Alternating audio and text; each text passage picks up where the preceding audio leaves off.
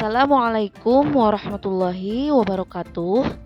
Perkenalkan, nama saya Eva Nur Farida dengan NIM 200700121, kelas B1 2020, PG PAUD non-reguler.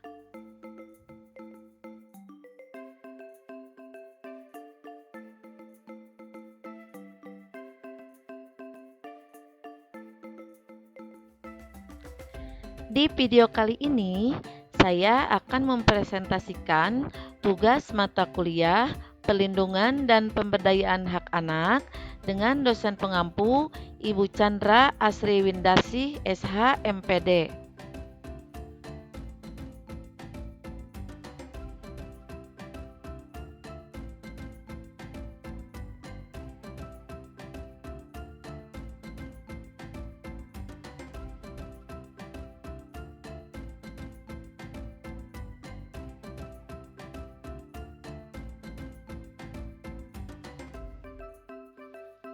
Adapun materi yang akan saya presentasikan yaitu tentang prinsip hak anak dan pelindungan hak anak.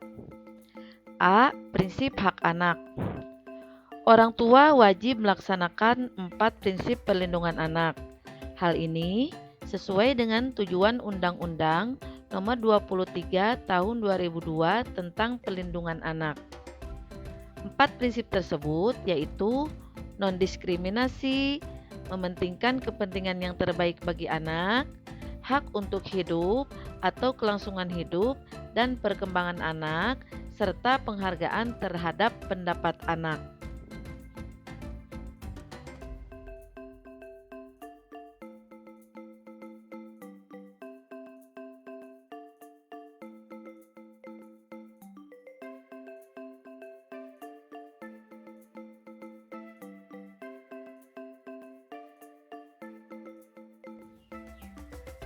Anak merupakan generasi penerus bangsa yang diharapkan dapat bermanfaat di masa depan.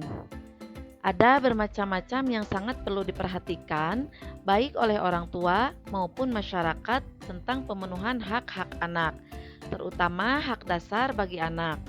Karena anak merupakan individu yang utuh, yang mempunyai asasi dan harus terpenuhi haknya. Sebagai seorang individu, seorang anak pastinya membutuhkan aspek-aspek yang mendukung perkembangannya. Dalam tumbuh kembangnya, anak haruslah diperhatikan segala macam kebutuhannya.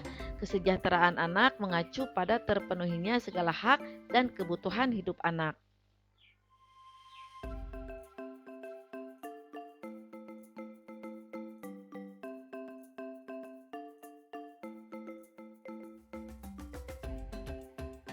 B. Hak-hak anak. Hak anak adalah hak dasar yang wajib diberikan dan didapatkan oleh anak, meliputi anak usia dini dan juga remaja usia 12 sampai 18 tahun. Hak anak ini berlaku bagi anak yang mempunyai orang tua ataupun sudah tidak mempunyai orang tua dan juga anak-anak terlantar. Negara kita menjamin hak-hak anak yang dituangkan dalam bentuk Undang-Undang Republik Indonesia Nomor 23 Tahun 2002 tentang Pelindungan Anak. Jika kita melanggar dan mengabaikan hak-hak anak seperti yang telah diatur dalam Undang-Undang Pelindungan Anak, maka akan mendapatkan sanksi tegas yang cukup berat.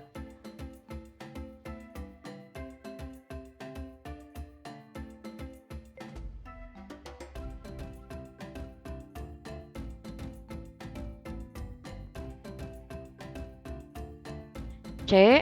Pelindungan hak anak. Pelindungan anak adalah segala kegiatan untuk menjamin dan melindungi anak dan hak-haknya agar dapat hidup, tumbuh, berkembang, dan berpartisipasi secara optimal sesuai dengan harkat dan martabat kemanusiaan serta mendapat pelindungan dari kekerasan dan diskriminasi demi terwujudnya anak Indonesia yang berkualitas, berakhlak mulia, dan sejahtera. Berbagai upaya dilakukan oleh pemerintah Indonesia dalam mengurangi permasalahan pelindungan dan pemenuhan hak anak, seperti upaya untuk mengurangi pekerja anak di Indonesia dan lain-lain.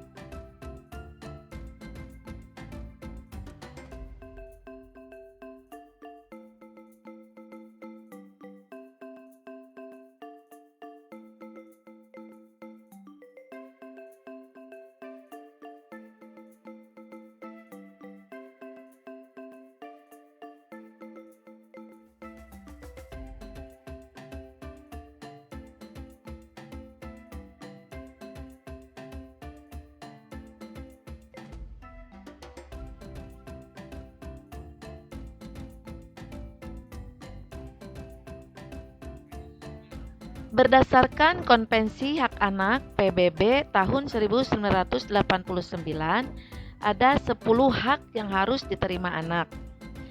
Yang pertama, hak untuk bermain. Bagi anak usia dini, bermain merupakan salah satu kebutuhan utama, dari mulai bangun tidur hingga akan tidur kembali. Pada hakikatnya, anak bermain. Melalui bermainlah, orang tua akan melihat perkembangan anak. Yang kedua, hak pendidikan. Setiap anak berhak memperoleh pendidikan yang layak. Yang ketiga, hak perlindungan. Setiap anak berhak mendapatkan perlindungan. Ada 4 jenis hak anak untuk mendapatkan perlindungan, yaitu perlindungan fisik, emosional, seksual, dan perlindungan dari penelantaran. Yang keempat, hak untuk memperoleh nama. Setiap anak berhak memperoleh nama sebagai salah satu identitas anak.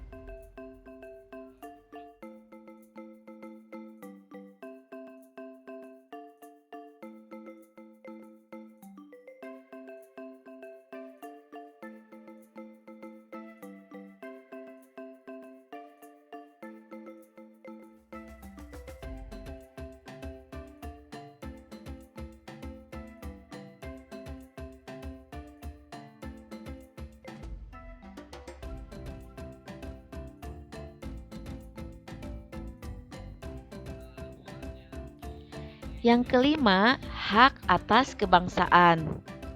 Setiap anak berhak diakui sebagai warga negara dan memiliki kebangsaan.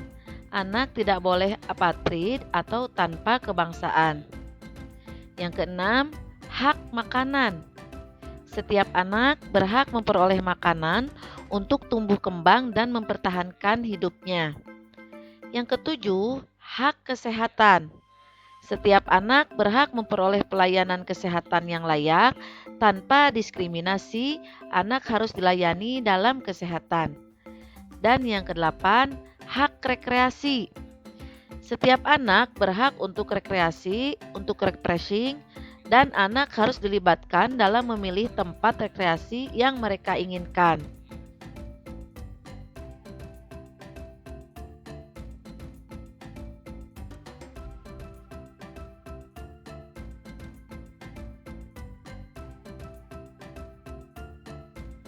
Yang kesembilan yaitu hak kesamaan. Setiap anak berhak diperlakukan sama dimanapun dan kapanpun tanpa ada tindak diskriminasi. Dan yang kesepuluh, hak peran dalam pembangunan. Setiap anak berhak dilibatkan dalam pembangunan negara karena anak adalah masa depan bangsa.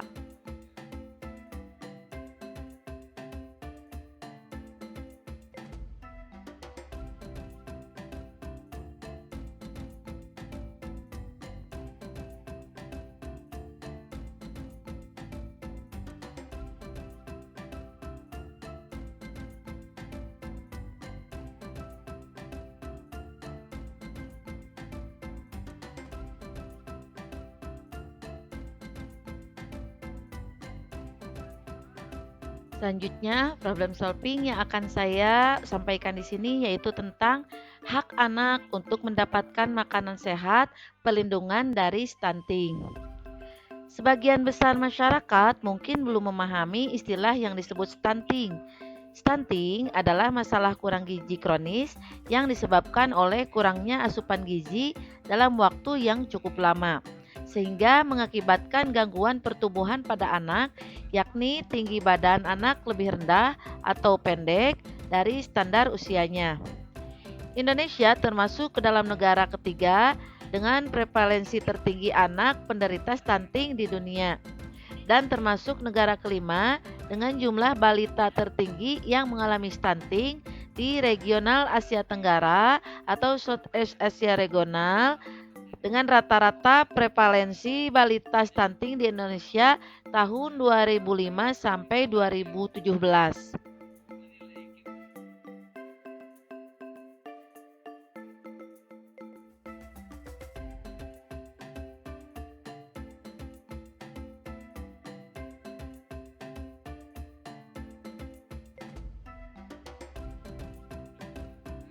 Kondisi tubuh anak yang pendek seringkali dikatakan sebagai faktor keturunan atau genetik dari kedua orang tuanya, sehingga masyarakat banyak yang hanya menerima tanpa berbuat apa-apa untuk mencegahnya. Padahal, seperti kita ketahui, genetika merupakan faktor determinan kesehatan yang paling kecil pengaruhnya bila dibandingkan dengan faktor perilaku lingkungan atau sosial ekonomi budaya, politik, dan pelayanan kesehatan. Dengan kata lain, stunting merupakan masalah yang sebenarnya bisa dicegah.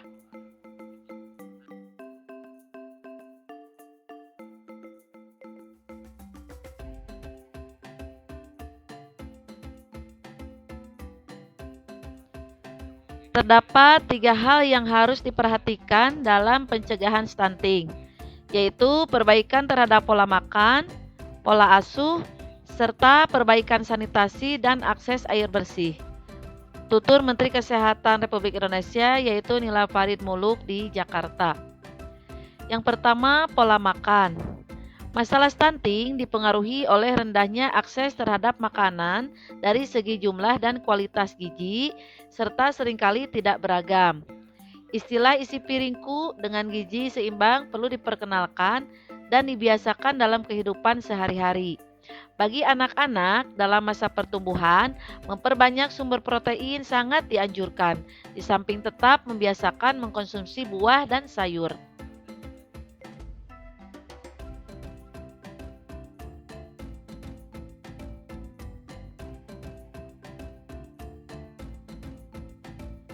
Yang kedua, hal yang harus diperhatikan dalam pencegahan stunting adalah pola asuh.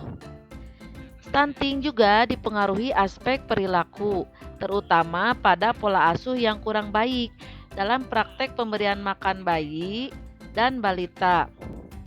Hal lain yang juga perlu diperhatikan adalah berikanlah hak anak mendapatkan kekebalan dari penyakit berbahaya melalui imunisasi yang telah dijamin ketersediaan dan keamanannya oleh pemerintah. Masyarakat bisa memanfaatkannya dengan tanpa biaya di posyandu atau puskesmas.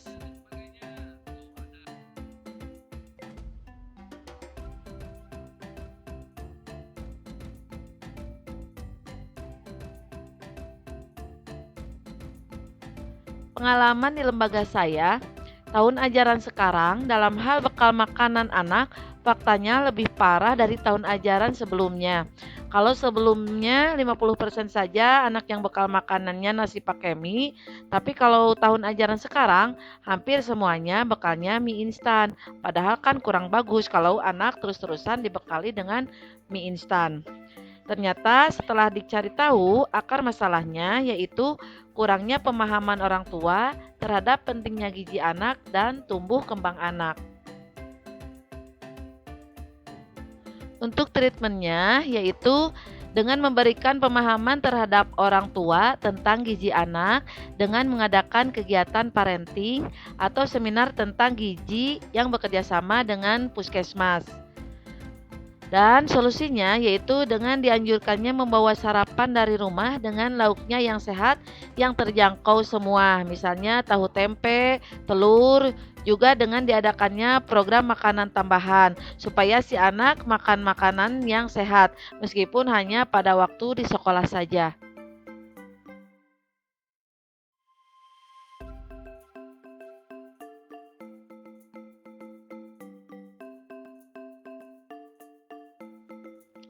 Kesimpulannya adalah perlindungan anak patut diperhatikan lebih detail lagi karena pada kenyataannya dewasa ini masih sangat banyak kasus-kasus yang berhubungan dengan pelanggaran hak anak. Dan stunting merupakan kondisi penyakit yang berbahaya dan harus terus diperhatikan oleh masyarakat dan pemerintah. Dan ini adalah link YouTube dan jurnal yang menjelaskan tentang stunting.